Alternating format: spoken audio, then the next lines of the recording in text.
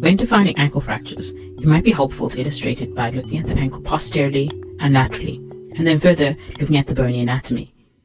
An ankle fracture is a fracture of the lateral, medial, and/or posterior malleoli with or without associated ligamentous or syndesmotic injury. The ankle is a modified hinge joint. It is made up of three bones: the tibia and fibula of the leg and the talus of the foot.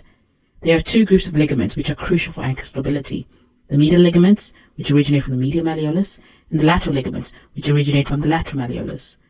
The fibrous joint, the syndesmosis, or the distal tibiofibular syndesmosis, is also labeled here. The tibiotalar joint allows for plantar flexion and dorsiflexion, whilst the subtalar or talocalcaneal joint allows for inversion and eversion of the foot. Injury patterns. Injuries to the ankle may be open or closed. See Basic Fracture Principles video. They also may be classified as unimalleolar, bimalleolar, or trimalleolar fractures. A unimalleolar fracture is fracture of one malleolus. Fracture of the lateral malleolus is shown here.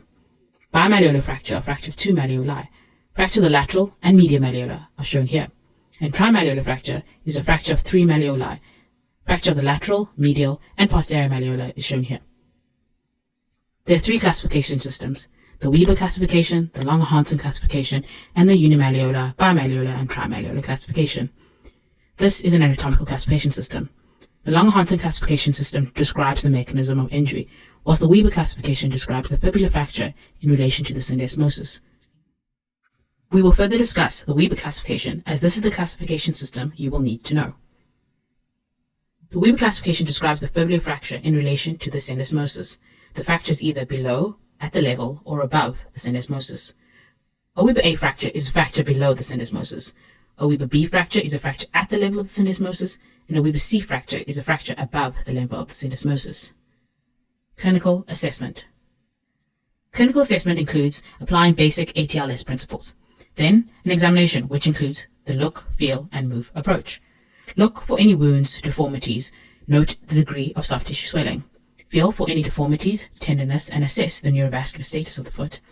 And assess active and passive movement. Investigations include an X-ray.